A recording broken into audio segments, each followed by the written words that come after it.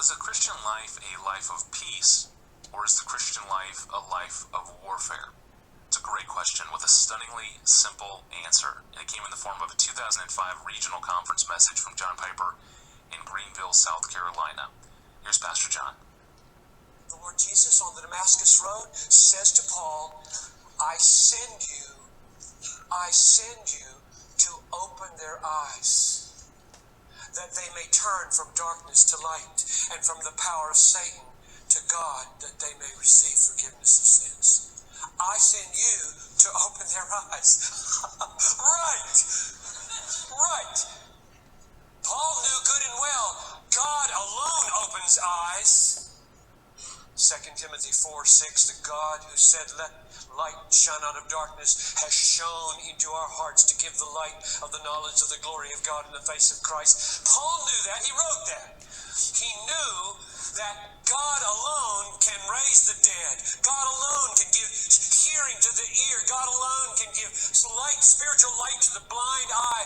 And he makes humans an essential element, means in the process called evangelism. Or he makes you a key player in your fight for joy. It's his gift. He alone can give it, and you must fight for it. Now, that produces a certain modesty, I think, in the fight.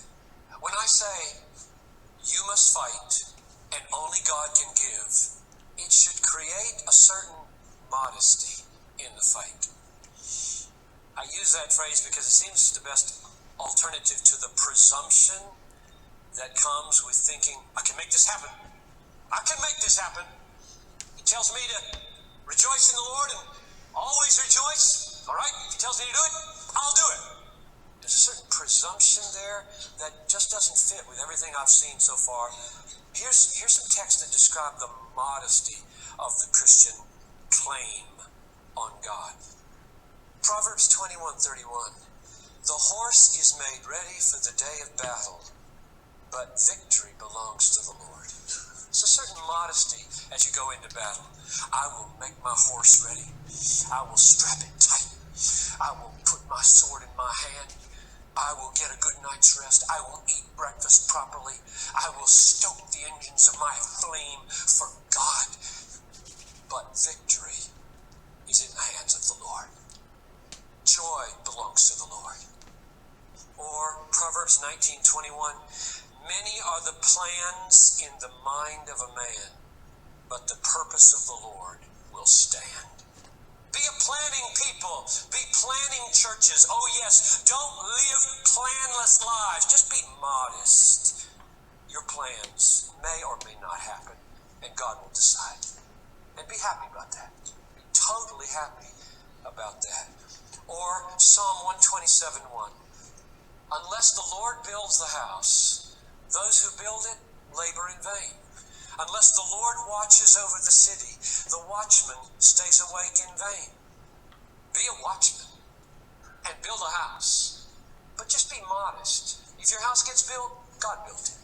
And if nobody attacks the city, God kept them from attacking the city. We have a place in causality, whether it's our joy, guiding our steps, growing a church, leading someone to Christ. We have an indispensable place on planet Earth. He wouldn't have created us if there were no reason for us to be. But it is a modest place that ascribes to God the final say in whether I'm happy today or not. We must not begrudge to God the seasons of winter that He may will for us when we have done all we can do to make ourselves as happy as we should be, and we're not. There are several things that this modesty accomplishes. One, it guards me from thinking that I decisively produce the joy that God demands, and therefore life becomes a series of techniques. I think one of the reasons in America that we are a technique people, Just open magazine after magazine, mail after mail. Here's the new technique for your marriage, and the new technique for living the victorious Christian life, and the new technique for growing the church, and technique. The reason we are technological people, whatever that word is because we're not modest. We don't really emotionally embrace the fact that God has given us some things to do, but in the end, we don't have control. God has control. That removes like, I'm an American. I gotta have results, so I will get people saved. And the way to get them saved, if I can't make them saved, is I'll develop a technique that gets them saved on the beach immediately. And that's where a lot of our evangelistic strategies have come from. A lack of submission to God's sovereignty, a lack of modesty, and therefore the drive to produce managerial techniques that make things happen ourselves. That's one thing this view will help you avoid. The second thing is that it will keep you from falling into legalism, thinking that you can do this in order to earn God's favor. You got to have God's favor first before you can do this. We'll get there in a minute. The third thing it does is help balance. I don't know if you've ever struggled with this, like I and people in my church do, the balance between life is fight and life is rest. Matthew 7:14. The gate is narrow, the way is hard that leads to life, and those who find it are few. So the Christian life is hard, right? It's hard. It's a fight. It's war. That's one thing. And if that's the only way you think, you're probably going to be a sick person. Because you also know another thing Jesus said in Matthew. That's Matthew 7. Always keep Matthew 11 and 7 together. 7:11. You're going to remember it that way. What did he say in chapter 11? Come to me, all you who labor and are heavy laden, and I will give you, say it, rest. Take my yoke upon you and learn from me. For I'm meek and lowly in heart, and you'll find rest for your soul. Well, Jesus, which is it? Rest or hard? Narrow?